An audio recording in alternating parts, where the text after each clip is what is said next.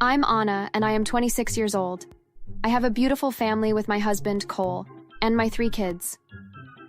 Although I may seem to be living the perfect life, it was far from it just a few weeks ago. A series of events that involved my evil stepsister led to a big falling out with my family and her own biological family as well. Here's how everything went down from the beginning. When I was around 17, my parents divorced, and I stayed with my dad, Kyle. He had soon met another woman named Paris, and they eventually got married fairly quickly.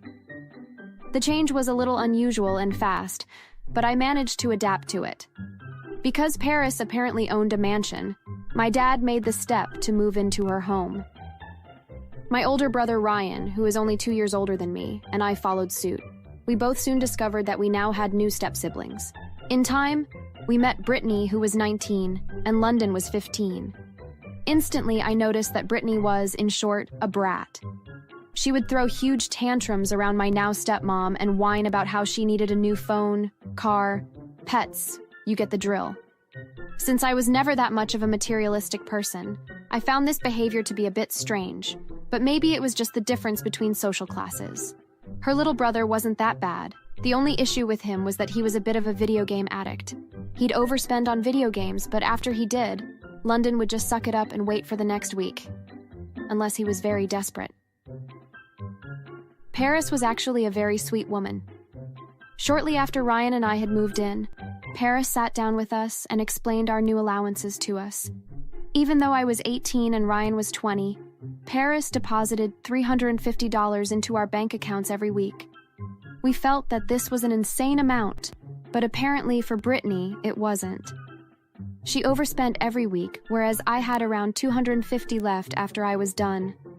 Brittany's mom was too lenient on her, I believed. Mom, I really need to get my nails done. These nails are ugly as hell. I need new ones. What about your allowance? I had already increased it to $400 a month. That's not enough. Why are you such a rude mom? I wish I was in Nadia's family. I hate you, Mom. London told me that Nadia was Brittany's best friend, and how Nadia's family was one of the wealthiest in this part of our city. Apparently, she had no limit to her allowance and owned 5 cars. This was a bit insane, but these people had money. Who am I to judge? At one point, Paris had to get my dad to help control Brittany, but even with that, she found other ways to get her money. She'd steal from Paris's wallet, sell off her mom's expensive jewelry, and even take the allowance from one of her siblings. I had actually caught her logging into my bank account one day and trying to transfer money to her own account. Of course, I would always be ready to bring this issue up to my stepmom, but Brittany would end up doing something that frames me for an even worse crime. So, I instead paid her a small bribe to keep her off my tail and kept silent about the whole thing. Now, I didn't really mind much about this because this was technically Paris's money, not mine. But even as this wasn't her own stuff, Brittany got what she wanted. Over the course of about the next 3 or 4 years, Brittany got jealous over everything that I did and consistently complained to her mom about how she could treat someone else better than her own daughter. I found this hilarious because Paris was giving Brittany more than she was to everyone else. And technically, she was my mom now too, so it just sounded like hateful statements. Brittany would get jealous over my boyfriend, my social media presence, pretty much anything that she didn't have in her life. You know, I think your boyfriend would look so much better with me, since, I'm prettier and just better than you. We all know that blondies with blue eyes are prettier than you. What? Brittany, he's my boyfriend. Why don't you just go find one yourself? Who says that blondes are prettier than everyone else anyway? You know it's true. Nobody would date a stupid and ugly girl like you, especially not with your dark-toned skin. Obviously, I felt very hurt by this statement. I am Latina, and my skin color was a bit more brown than other people I knew, but I had never found it to be a problem until Brittany pointed it out. I asked my boyfriend Cole at the time if he ever had a problem with how I looked, and he assured me that he loved the way I looked, which made me feel better. I knew that Brittany was just jealous, and I just decided to let her be. Now, here's when it gets even worse. Cole proposed to me shortly after we graduated from our universities, and I was completely ecstatic. We soon had a very fancy wedding, despite it not being my favorite. But Paris had helped pitch in a generous sum, and I was very grateful for her. At the wedding, London and Ryan, along with the rest of my family and even my biological mom, were there. They watched me kiss Cole and become married to him. Near the end of the wedding, Brittany showed up in a white dress, just like me. Naturally, I had become used to her antics, but my mom and stepmom were a little infuriated at what she'd done. But that's whatever, right? It's just a small disturbance, and I didn't let Brittany get the satisfaction of seeing me upset. Let's flash forward a bit. I had found out early on in me and Cole's relationship that I was infertile, but we didn't mind. The two of us had actually been planning adoption for a bit, and I finally got to adopt a sweet 8-year-old boy when I was 24. My family was very excited again, except for my stepsister. Why would you ever want to get a kid that old? What if he's traumatized or something? And he's not even your real son. That's such a shame. Brittany, although we might not be blood related, Anna and I still love Jaden, okay? Can you please try and be a little more respectful to this family? Every child is important, and that's what matters. Well, that's almost no different than slavery. All I'm saying is, that's just sad for you. My jaw dropped. How could my stepsister even compare slavery to adoption? I felt so incredibly hurt by her comments that I almost screamed at her with flying fists. But I managed to control myself and not let her words get to me. As life continued on, Cole and I managed to have a surrogate child, this time a baby girl. We named her Clara and adored her very much. By this time, Brittany was 26 and obsessing over having children. She would constantly offer to babysit my kids during the weekends when they weren't at school, and I found this a little strange. But she was offering to do this for free, so I really didn't mind. And one upside to this was that our relationship was getting a little better. But one day I decided to ask her why she didn't just get kids of her own. Hey, Brittany, if you love kids so much, why don't you just have kids yourself? I'm too scared to get pregnant. Plus, that would ruin my beautiful and slim body and also give me stretch marks. Better to just adopt kids, yeah? Weren't you just talking about how adoptees aren't our real kids? What made you suddenly change like this? Well, it's just more convenient. Just leave me alone, why don't you? Well, that was certainly a change of heart from my stepsister. I felt at least a little relieved, though. Maybe she was finally going to become more realistic and goal-oriented. Turns out, I was wrong. One day, I was at work when I got a call from my son's school. The secretary had told me that my son had been picked up. This was a surprise since I knew that Cole was out on a business trip and I'd never asked anyone to get my son. This was strange. I asked the secretary who it was, but she didn't have a name. This was really strange. But she did recall a blonde posh woman who acted pretty entitled. That had to be Brittany. I immediately called Brittany, but she didn't pick up the call. I decided to call Paris next, who seemed very concerned and tried to contact her daughter as well, but to no avail. I was in a panic as my family helped try to locate my stepsister. My dad, Kyle, immediately contacted the authorities. Soon, the state police found Brittany's car attempting to cross the border. But when they called us, the police told us her name was Jessica. Now I was obviously very confused. How can Brittany's car be pulled over, only for it to be Jessica? Nevertheless, Paris and Kyle went to the police station, only to find my son was taken there as well. And turns out, it was Brittany. She'd been living under fake names and committing crimes under them as well. She had also applied for adopting kids without telling her family, and she was actually denied from adopting kids. So she was jealous I had a husband and kids and wanted to make my life miserable by running away with my son. I guess she was really desperate. This was absurd. Paris went into a frenzy and demanded that the police arrest Brittany. But they explained that because of the Fifth Amendment, Brittany would probably only get 3 months for kidnapping my son. No, you need to do something about this. I don't want a child kidnapper to be around. Well, it is what it is, Mom. Maybe you should just let the charges drop and make this all a big misunderstanding. Right, Anna? You know I could expose you for that one thing. Not right. I certainly wasn't about to let her free like that, but I was scared of the little empty threats she had made against me. Because who knew what she would do to me? I was about to speak when Paris and my dad piped up. No, I'm going to make you go to court for this kidnapping and make sure that you get the maximum sentence possible. Then I'm going to disown you from the family. No more allowance, no more nothing. You can take your stuff and leave. Brittany, it's time for you to learn your lesson. Not everything that you want, you will get. I'm sure you'll understand that after some time in prison. I'm your daughter? How can you do this? I was honestly very relieved that Paris had stood up for me like that.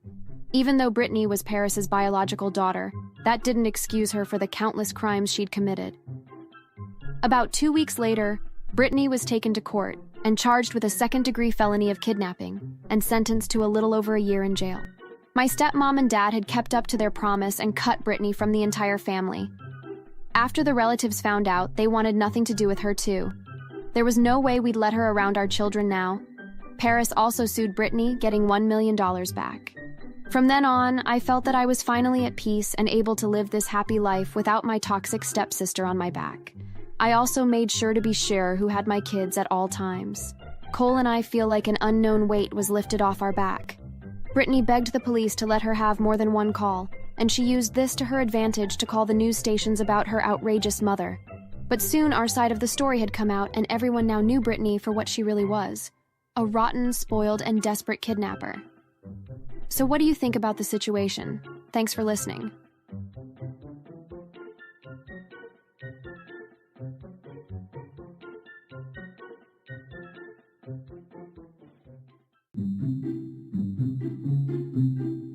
Hello, my name is Thomas, and I have a bit of a cautionary tale for you.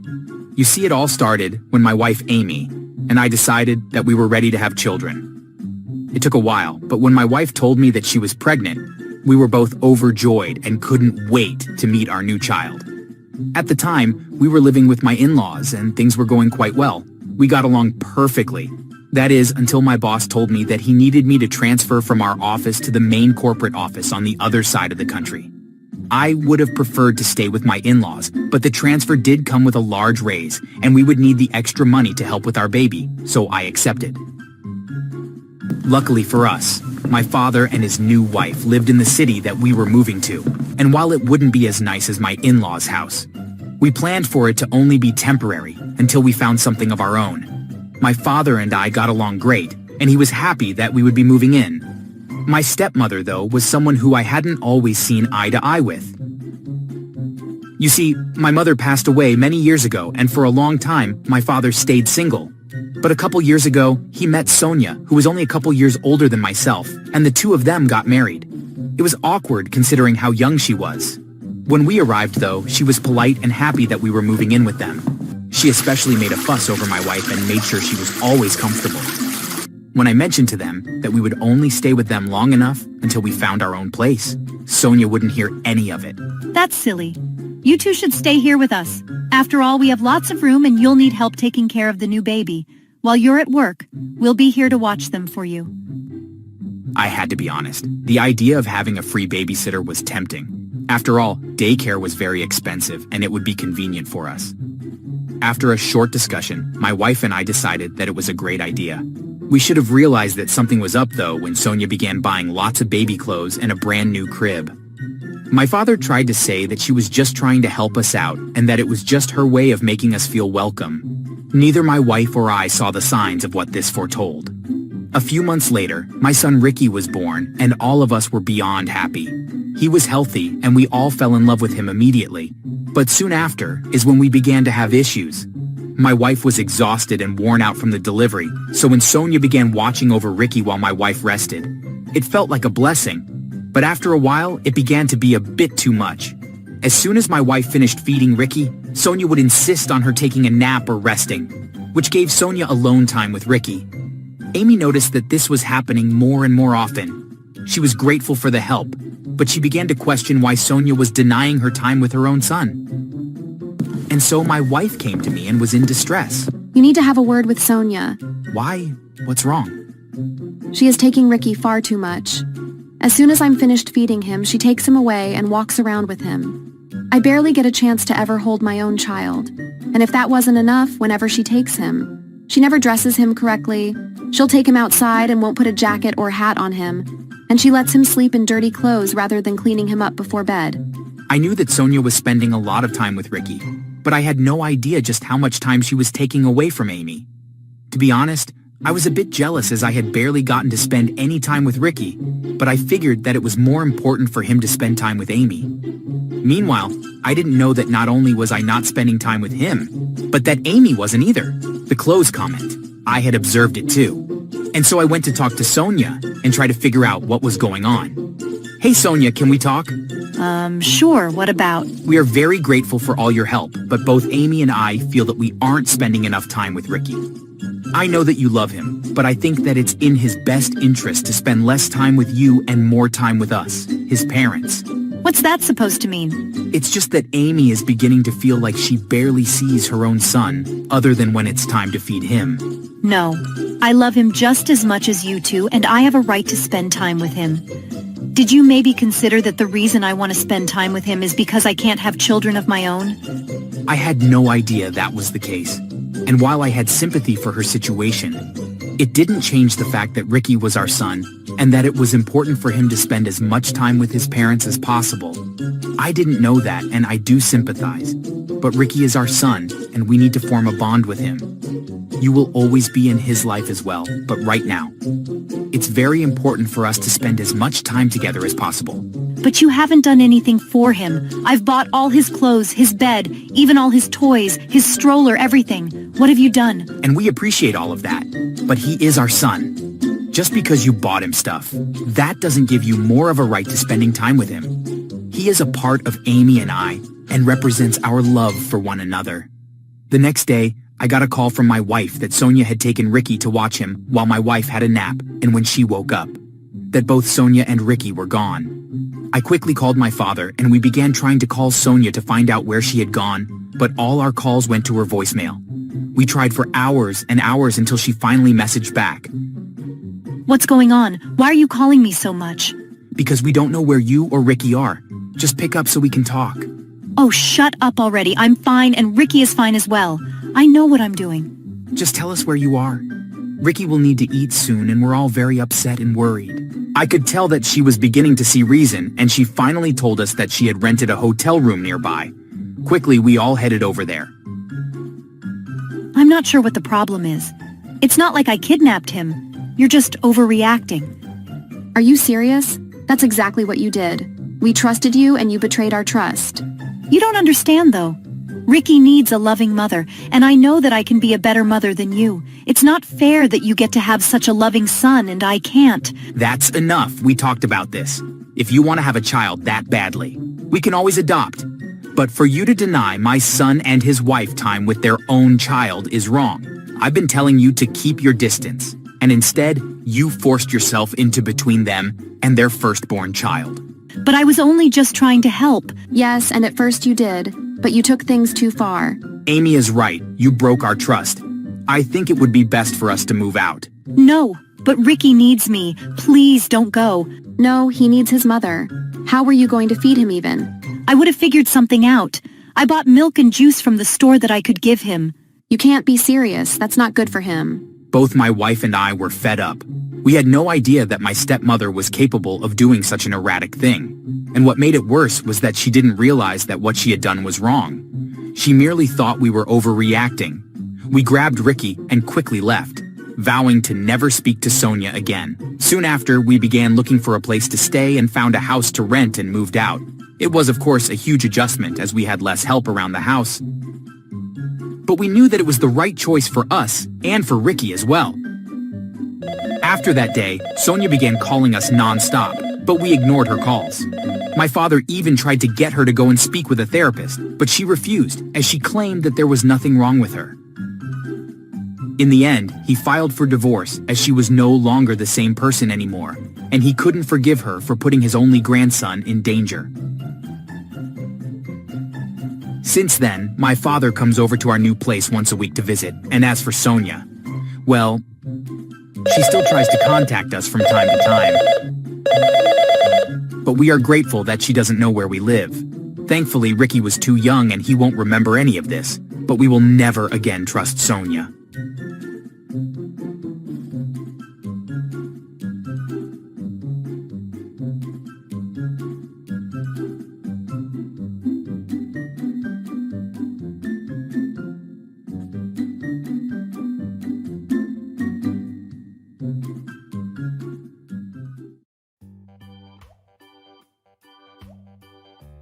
Hi, my name is Claire, and my family is very toxic.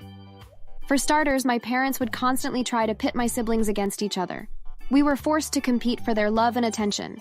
If one of us got lower grades than the other two, they would belittle them and make them feel inferior. For sports, whoever did the worst would be yelled at and usually punished by being slapped. My parents thought that this would toughen us up and that by being forced to compete with one another, that it would make us stronger and more resilient, but all it really did was make us feel unloved and untrusting of each other. However, my younger brother Josh decided one day that he would no longer play our parents' insane games, and not long after I followed suit, which made both our mother and father very upset with us. They could tell that they were losing power over us, and so they doubled their efforts, and while it stung every time that they would abuse us, both of us decided that we would stick to our guns and chose to support each other and just ignore them. We figured that we would only have to put up with them until we were 18, and then we would be on our own and would no longer have to put up with them. Our eldest sister, Vanessa, though, continued to berate us and did her best to keep trying to win our parents' love. She hadn't come to realize that they didn't love us and were only playing games with our love and attention. Once our parents realized that my brother and I would no longer compete with Vanessa for their approval, they began to focus only on Vanessa, and no matter what she asked for, they would give it to her. She had the nicest of clothes and had every toy she could ever want. And when she got older, they would pay to have her in every class or play on any sports team that she wanted to join. My mom will neglect me and won't even buy me pads. My parents never yelled at Vanessa and will celebrate all her birthdays, whereas I and my Josh will get nothing. It was so incredibly unfair as Josh and I had to struggle for everything that we needed or wanted. Mom and Dad, can I please have $20 so that I can join the science team after school? The money will be used to buy materials to do experiments with. It will really help me to do better in chemistry and biology. That's outrageous! We aren't made of money. If you want the money, then you should get a job. But I'm not old enough to get a job. Shut up. Girls in other countries your age are married and working. You are just lazy. Oh, Daddy, I need $100. Of course, my dear. Here you are. Have lots of fun. But you didn't even ask what it was for. That's so unfair. How dare you talk back to me? Go to your room. You're grounded. No matter what I asked for, it would always end that way. For years, Josh and I struggled while Vanessa was given everything that she ever needed. That is until I graduated from high school. I knew that our parents wouldn't spare a single dollar for my college, and so I just applied for financial assistance and was accepted. Leaving for school was such a wonderful relief, although I felt guilty that Josh still had to endure a few more years living in our parents' home before he too could leave and go to school. After I graduated college, I began looking for work and managed to find work as a freelance writer. The pay wasn't much, but it allowed me to get my own place. And so I moved out from my parents' home and felt such relief knowing that I wouldn't have to live with them and their abuse anymore. When I was about leaving our house, my mom was so happy and said, Make sure to send us money, okay? Now that you going, Vanessa can use your room to keep some of her dresses. I didn't say anything and just left. A couple of years later, Josh graduated from business college, and I offered for him to move in with me. Are you sure, Claire? I wouldn't want to impose. Of course! Besides, it wouldn't be permanent. It would just be until you can get yourself settled. Plus, I feel guilty for leaving you alone in that house with our terrible parents. Yeah, no kidding. Well, I do appreciate it. I just need to find myself a job like yours and start making some money. Well, I don't make that much. I would love to have the book I wrote publish it, though. Maybe that would make me rich. The two of us laughed, but then Josh got very serious. Well, why don't you try to do it actually? As a thank you for letting me stay with you, I could help find companies interested in publishing your book, and I could even find you signing gigs. I could be like your manager. What do you say?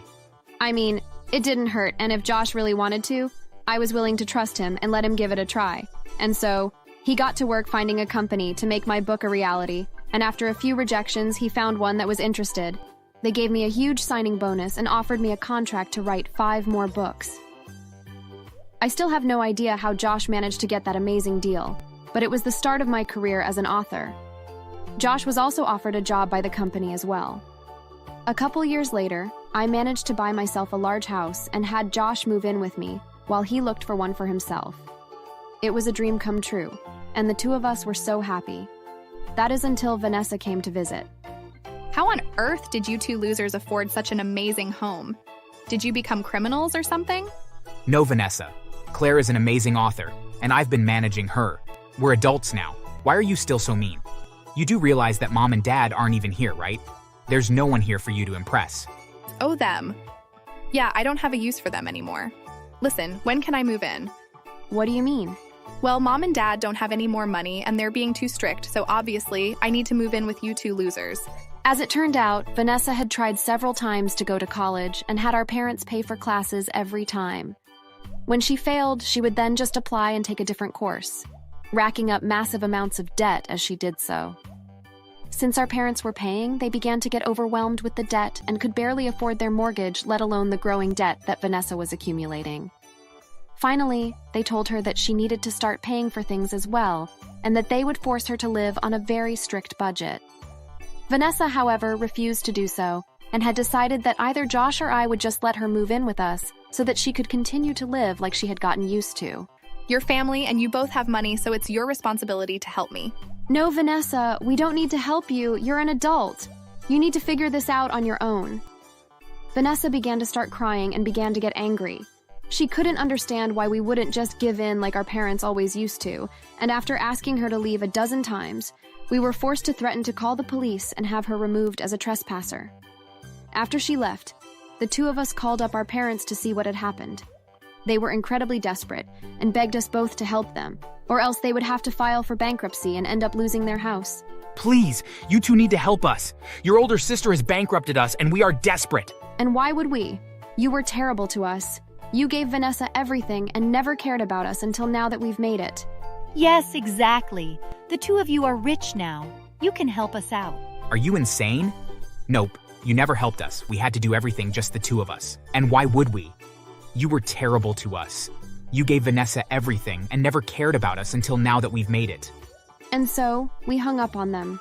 Part of me felt a bit guilty, but they had chosen to support only Vanessa, and they could have put a stop to enabling her bad behavior at any time and hadn't. It wasn't our fault that they didn't want to be responsible parents. After we hung up the phone, though, Josh began to grin devilishly, and I couldn't help but wonder why. A few weeks later, he invited me to go for a drive with him. Where are we going? I have a wonderful surprise. I finally found a house that I wanted to buy. As he spoke, we pulled up in front of our parents' house.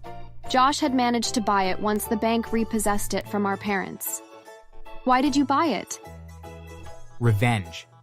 So many bad memories were made in this place for us, and I wanted to give the house a chance to create some good memories for me instead. But what about Vanessa and our parents? As it turned out, Josh had filed a restraining order against them so that they couldn't go anywhere near his house. As it was, Vanessa and our parents had been forced to move into a tiny bachelor pad together. Every so often, they would try to call and beg us for money, but we would just let their calls go to voicemail and never answered them. The three of them were miserable and constantly fought but had no choice but to continue to live together as they tried to climb their way out of debt. Not long after moving into his new house, Josh met a girl and ended up getting married and having 3 wonderful children there, filling the home with good memories. Not long after his first child was born, I too got married, and I'm happy to say that I am pregnant and am expecting my daughter to be born any day. Both Josh and I would never have guessed that we would escape from our toxic family, but we're truly glad that we did, and we're given the chance to make a whole new family, even if we had to cut out our parents and older sister to do it. Thanks for watching. Please like and share the video.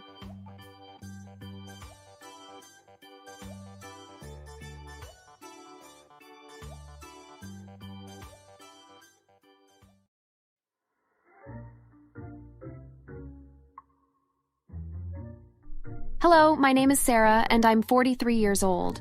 For many years, I've neglected my health. Not working out enough and eating without concern for whether or not what I was eating was healthy for me. I used to be quite fit, actually, and I played a lot of sports. But over the years, I began to just let myself go. Where I once had a thin, muscular build, I now have rolls, and doing even the simplest task makes me feel out of breath. Sadly, I know that I have become obese. If that wasn't bad enough, my husband and son left me because they grew tired of being around me. My husband told me that he no longer was attracted to me.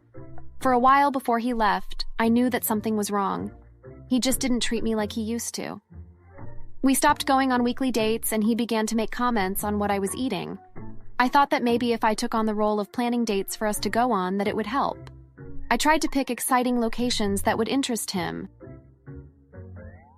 And I started to do the chores that he typically only ever did. Thinking that maybe the reason that he was so unhappy was because he was under too much stress from work, and that if I made his life at home easier, then he would appreciate that and be happier. But none of that helped. I began to notice that my son began to pick up on my husband's behavior, and he too began to make comments on my weight and appearance. At the time, I assumed that there was something wrong with me since both of them were saying the same things. But I later found out that my husband had been confiding in our son and slowly turning him against me. It honestly hurt so much to not only have my husband saying hurtful things to me, but now for our only son to do so as well was too much for me to take. I remember one day I was out driving around when I got a phone call from my son.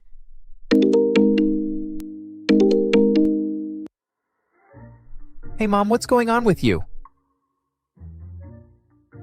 This was the first time that we had spoken in a few weeks that didn't involve him being mean to me, so I made the foolish decision to engage in conversation with him. Hey Michael, I'm okay. Just out running some errands. That's not what I meant. What are you going to do about Dad's new girlfriend? Do you not feel ashamed that he is just out there cheating on you? Why aren't you divorcing him? Wait a minute. What are you talking about? Yeah, this latest one is actually pretty nice. I've met her a few times and she's really good looking too. Unlike you, she isn't obese. I couldn't believe what he was saying to me. My own son was insulting me and telling me earth-shattering news in such a callous and malicious way. Honestly, I'm hoping that Dad will divorce you and marry her instead. She's a much better person than you. She even plays basketball with me. How can you speak to me like this? Do you have no respect at all for your mother? Why would I? Dad's girlfriend is younger, smarter, and way better looking than you. But why hasn't your father said anything to me? Why are you telling me these terrible things? Because I want you to divorce Dad so that he can pursue a happy life with her. If you do it now, then maybe you can spare him any additional hassle.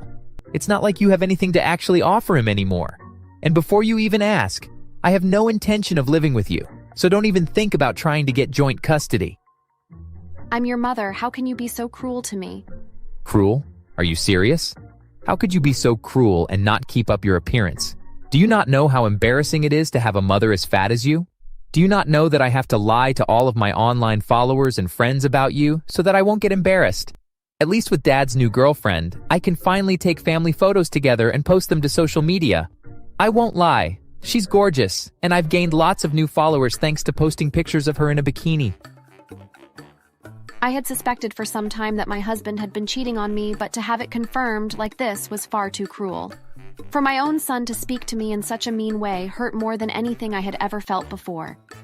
As painful as it was, I knew that I needed to get to work to set myself up so that once the divorce proceedings began that I could protect myself and my future. I knew that any kind of reconciliation with my husband, and unfortunately my son, wasn't going to happen without a miracle occurring, and I resigned myself to a future without them. I set about contacting the credit card companies we had cards with, as well as our financial advisor. I wanted to gather as much evidence for my husband's cheating as possible. I knew that if I could prove his infidelity, that I would have a strong case to get compensation, and so I printed out as much information as I could gather.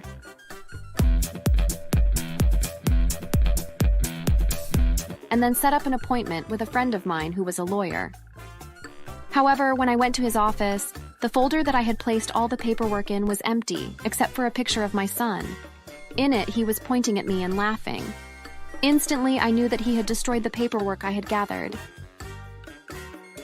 I can't believe this, but my own son destroyed the evidence I had gathered. But I have no doubt that I can find it all again if I contact our financial advisor and credit card companies. Are you serious? Your own son would do that to you?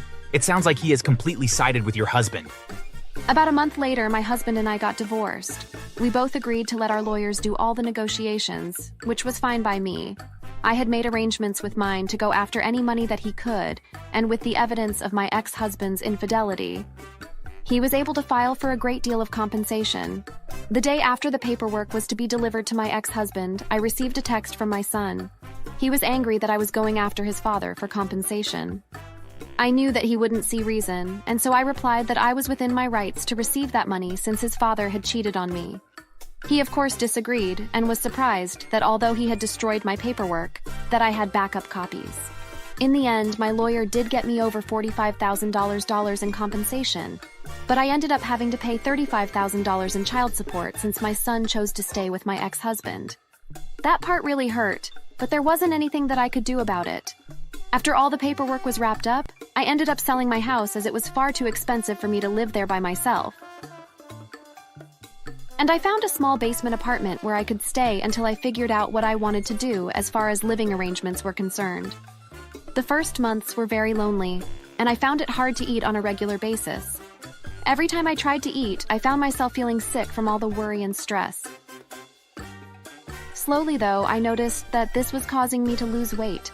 At first, this alarmed me, but then I figured that maybe I should take this as a sign, and I chose to change my diet entirely and to start going to the gym. Between the much healthier foods and all the working out that I began doing, I started to feel healthier and happier as well. I kept setting goals to achieve, like being able to run for 30 minutes straight on the treadmill, and after I did that, I set longer and longer goals, and every time I surpassed them, I felt proud of myself, which made me want to keep going. A few years passed, and I was in the best shape of my life, when I suddenly got a call from my son. Mom, you have to help me. My new mother has turned into a nightmare of a woman. What are you talking about? I thought she was perfect. No, she drinks too much every day and has gotten Dad to do the same. They're never sober and neither of them even has a job anymore because of it. To make matters worse, they've both gained so much weight from drinking and poor eating. Neither of them ever cooks and we just constantly eat fast food. It hurt me to hear that my son was in such a situation, and so I promised him that I would look into things. The next day, I contacted my lawyer and made arrangements to file for sole custody of my son, as well as child support. I knew that it was a long shot, but not long after I did, the court sent out an officer to check on my son's living conditions, and when they saw how bad they were, they charged my ex-husband and his new wife with child neglect and endangerment. The charge carried with it a 3-year prison sentence, which made it so that he lost custody of our son. Being sent to prison, he was, of course, unable to pay child support, but that was okay. My son would at least be safe with me. It took a while and a lot of therapy, but my son and I managed to repair our relationship and have grown closer as a result. There isn't a day that passes that he doesn't apologize for his part in what happened. And while it was hard for me to do, I have forgiven him. And I am very grateful that we have a stronger relationship today. It's unfortunate that we had to go through so much pain to get where we are, but knowing how much work he has done to become a better person makes me so proud of him. Thanks for watching. Please like the video for the algorithm. Hi, my name is Michael, and I wanted to share with you the grand tale of my success, although it took a lot of hard work and effort to get here. As things started off very rocky for me, my parents were very young and they couldn't care for me, and so they gave me up for adoption. They felt that I would have a much better chance at life if they did so, even though it was the hardest thing that they ever had to do. It didn't take long for me to be adopted by a family in another city. My new parents were fairly wealthy and already had 2 daughters named Gloria and Emily, but had always wanted a son, and so they chose me. Growing up, they were always far stricter on me than on my sisters. If I broke something, then they would spank or hit me. Whereas my sisters would only be talked to, or at the very worst, they would be given a timeout. As I grew up, I learned to try to avoid getting in trouble and focus on doing my best in school. I didn't want to give my adoptive parents any reasons to yell at or discipline me, However, they always found reasons to do so anyways. They would always just treat me like a burden while treating my sisters like saints. When I got old enough, they started having me clean the house. It was simple things at first, such as dusting and sweeping, but eventually I was cleaning the entire house. On top of the cleaning, one day my adoptive mother said, Michael, you have come of age. It's time for me to teach you how to cook. You lazy around a lot. You know I'm getting old, so I need you to assist me. "You right, honey. Men should know how to cook." So she taught me how to cook and bake, and before long I was making everyone the family meals. I would have to wake up an hour early before anyone else and get breakfast and lunches ready for everyone. And then as soon as I got home from school, I needed to start getting dinner ready. It barely left me enough time for anything else, but I did manage to find time to study. Sadly, schoolwork was my only escape. Even on the weekends, my parents made sure that my days were filled with tidying up. From the moment I would wake up until the moment I would go to sleep. My parents would make me work while my sisters sat around and did nothing. For our birthdays, they would get video games or toys, and I would get mops and brooms.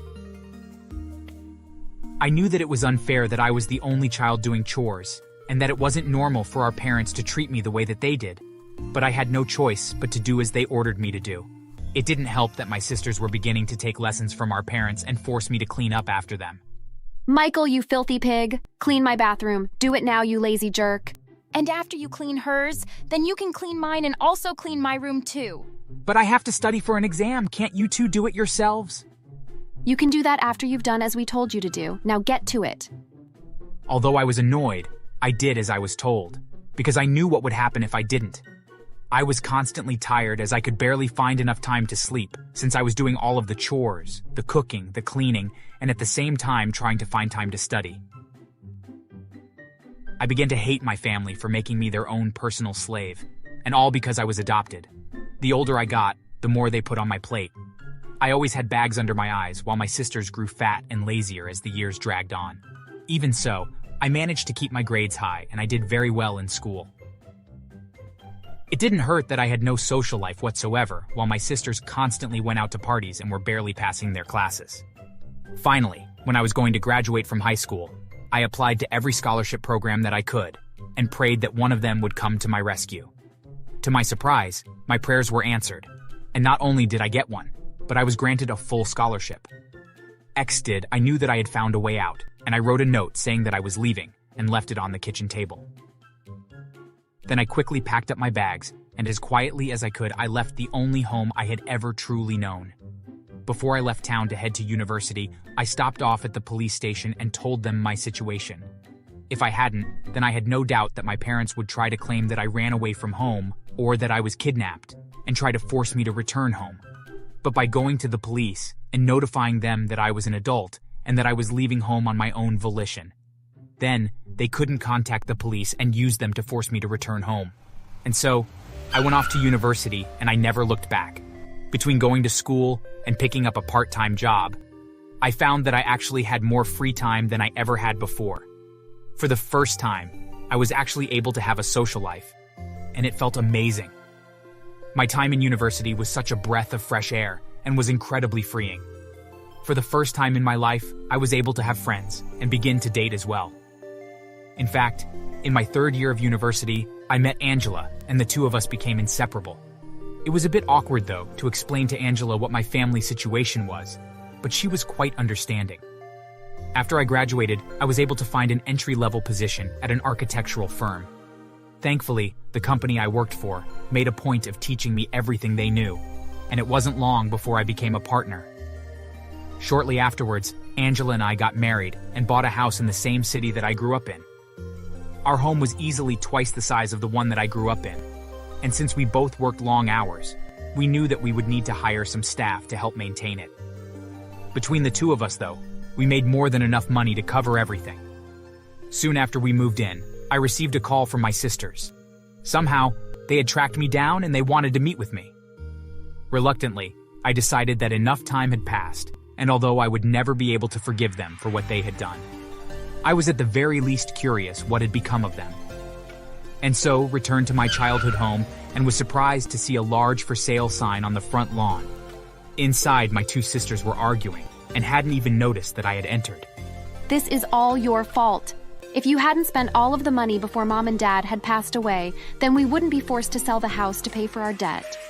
Me? I didn't spend the money. You did when you kept buying all that fancy designer clothes. And what about all your vacations? Honestly, we'll be lucky if we don't end up living on the street. I couldn't believe what I was hearing. My adoptive parents had treated me like trash and had treated these two as queens. And now that they were gone, the two of them were falling apart at the seams. Well, the two of you could always move in with me. I could tell that I was the last person that they expected to see, and the look of shock was priceless. Michael? Where did you come from?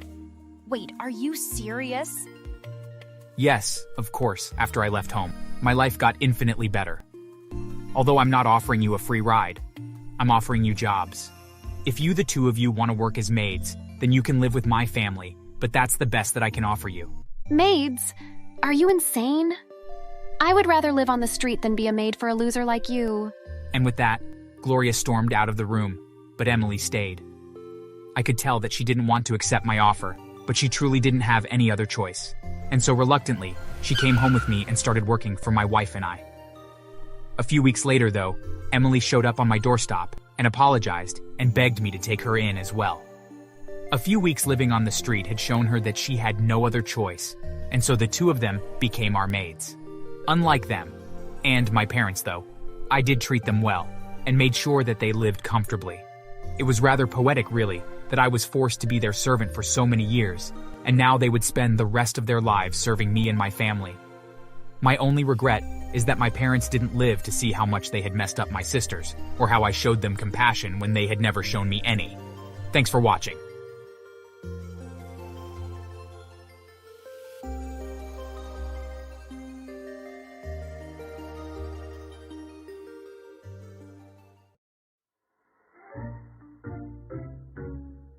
My name is Leah, and this is my story. I met my husband when I was 15 and a cheerleader. He was older, and he owned the gym my school rented for their athletics programs. It was a great deal as we got unrestricted access and weekly personal training sessions paid for by the school district. I didn't notice it at the time, but over the years, I found that all of my personal training sessions were with the same instructor. His name was Tony, and he was so nice, funny, and he always made me feel safe and respected. When I was 17, we started dating in secret. My dad would have killed Tony if he ever knew, but I just felt that I had found the love of my life. We talked about our future and planned our life together, and by the time I was at college on a cheerleading scholarship, we agreed to try for a baby when I graduated. We got married the week after I graduated, and not long afterwards, I was pregnant. This is where my story takes a turn. One day I was sitting on the sofa trying to relax. Unfortunately, my pregnancy was sapping all of my energy, and I was constantly feeling tired. That was when Tony came home from work, and as soon as he saw me, he looked me over and sneered. When was the last time you were in the gym, Leah? He looked at me with disgust, and I felt my face flush with shame. Well, having children makes it hard to get out of the house, let alone into a gym. Remember what I always say? Excuses are for losers. But Tony, I'm pregnant. I can't go into the gym. Well, when he's born, you're getting back into shape. I was so ashamed of my body. After having my daughter, the weight seemed to pile on. And later, when I was pregnant with my son, it only got worse. I had my second baby, and I weighed almost double what I weighed when we got married. One evening, when I was cleaning up after dinner and then getting the babies ready for bed, Tony came and leaned on the nursery door frame to look at me. Aren't you repulsed by yourself? Please, not now, Tony. I need to get the kids to sleep, and then I need to put the laundry away. Maybe if you took some time to help me out, I'd have time to work out. You're blaming me for your weight, as if it's nothing to do with the fact that you stuff your face with cakes regularly. I ran away crying. He was so mean, and he never helped. The next day, I left a note saying that I would be at the gym, and I left the house before Tony woke up, taking his key for the gym with me, and let myself into the gym. I got on the treadmill and started to walk, all the while thinking about what my life had become since those preppy days of high school cheer and secret romances. I was overweight, and I knew that I looked nothing like I had when I was a teenager. I also knew that I was limited, I had no time, and my body had changed. Tony's personality was changing as fast as my body was. He used to be so supportive and fun, but now he just seemed to want to judge me and make me feel bad. I needed his support, not his derision, and yet I think he'd lost the ability to see me as a person. And worse, despite his promises to be involved in raising our children, he'd barely lifted a finger. Suddenly the lights came on, and the door flew open as Tony came in with the babies crying in a stroller. What are you doing? I left you a note. I care about the damn note. You left me with the babies. They've been crying all morning. Got off the treadmill and went over to my children. You didn't even change them. That's because that's your job. You promised that you'd take up some of the responsibilities of raising our children. And now I run the gym, and a good thing one of us is working, since you eat through my entire paycheck. Glaring at him, I grabbed the babies and left. As I drove home, I cried heavily, as I thought about how awful my life had become. In the afternoon, before Tony was due home, I took the children to a cafe nearby and ordered a health drink. There was a nice man behind the counter. He introduced himself as Paul. Gosh, your babies are so cute. How old are they? The girl is 1 year old, and the boy is 2 months old. Wow, 2 babies so close to each other. Women's bodies are such powerhouses. Thanks. My husband doesn't think so. He thinks I've just gotten so lazy. I used to be a cheerleader, can you believe it? With a smile like that? Absolutely. When I went home, I couldn't help but think about what Paul had said. He's so right, my body is a powerhouse. I grew 2 children and then gave birth to them, and then my body continued to feed them. So what if he doesn't like what I look like now? I made 2 children for our family. Tony came home later that night, well after our usual dinner time. But being a good wife, I put a plate in the fridge for him. When he retrieved it from the fridge, he looked at the salad in disgust. What is this? It's a chicken salad. I know what it is. I mean, why is this what you made for me? I just thought it would have meant more work for me to create 2 different meals. So, I have to suffer from your laziness once more. Great. He threw the dinner, plate and all, into the trash and walked away. The next day, I took the children for a walk around the park. If I wasn't able to take a break to go to the gym, then I knew I had to find the time myself. After the walk, we went back to the cafe and Paul was there again. Lovely day for a walk, right? Yeah, I'm trying to get more active and out there. My husband won't let me use the gym and he won't watch the children, so I have to find time like this. I'm sorry to hear that your husband isn't helping, but good for you, getting out there and taking matters into your own hands. I was intoxicated by his support. I felt pathetic at home, but in Paul's coffee shop, I felt worthwhile. Suddenly I felt a bit guilty. It wasn't like I was cheating on my husband, but I definitely felt a stronger connection to Paul than I did to Tony. But surely there was no harm in having casual conversations with him, and yet I felt bad. When I went home, I put the babies down for a nap and cleaned the house, only to be greeted by my husband with more offensive words. Is there food for dinner today, or did you eat everything? If it's so hard to make 2 different types of meals, then perhaps you should just make what I want to eat. You could miss a few meals if you really want to try and lose some of that weight. There's a steak and potatoes in the oven. Good. Maybe someday soon, I'll have my wife back, rather than the cow that you've become. Wouldn't that be nice? He didn't stop making comments like this over the next few months. I would do whatever could to get some time to exercise, and then he would disparage my every move. His comments were wearing on me and making me feel depressed. However, I began to see results, and I started losing weight. Seeing this motivated me to keep walking every day, and I took a light lunch at the cafe where Paul worked, and soon, my hard efforts were paying off. One day, I went to the cafe wearing a new jogging outfit that really complemented my new and improved body. Usually going there made me happy, but I was upset when I noticed that Paul seemed agitated. Are you okay? Yes. No. Not really. I was worried.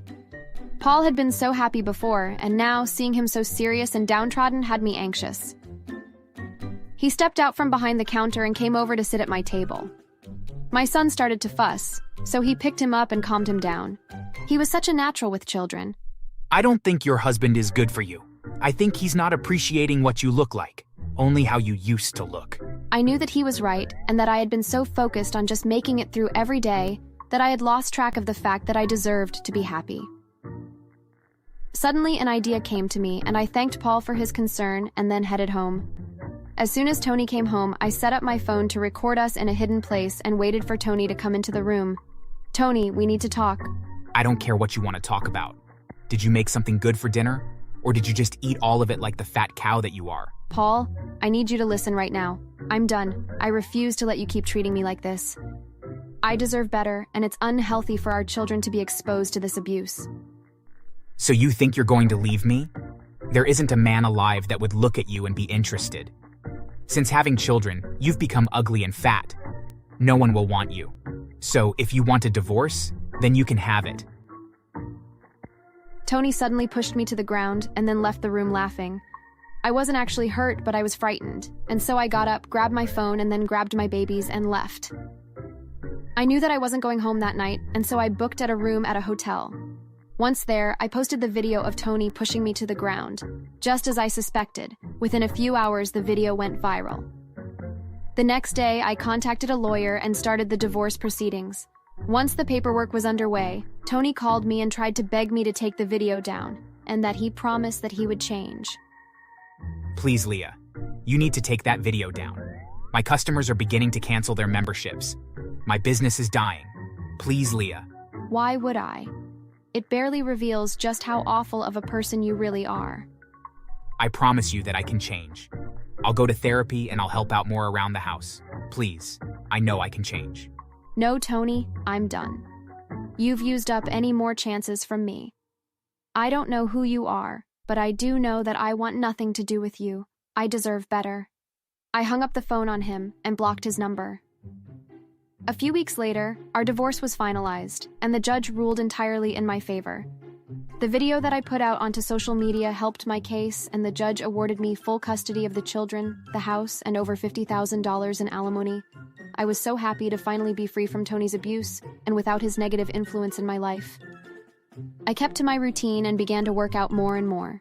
The alimony money helped, as it allowed me to hire a nanny to help watch the children while I looked for a job and worked out. However, that money would run out, and so I started looking for a job, and as luck would have it, Paul offered me a job working at his cafe. That job allowed our friendship to grow more and more as we spent more time together. But eventually that friendship blossomed into romance. And not long after that, Paul moved in with me and my children, and we got engaged. I was so happy, as I finally had the partner that I deserved. Paul loved, respected, and supported me, and he even helped out around the house. He was the perfect husband. As for Tony, the video I posted online caused him to keep losing business until he was finally forced to close his gym. Without a source of income, I heard that he had become homeless. I wanted to feel bad for him, but then I remembered how terribly he had treated me, and I then realized that he would have probably treated our children the same way, and I knew that I had made the best choice, not only for me, but for them as well. Thanks for watching.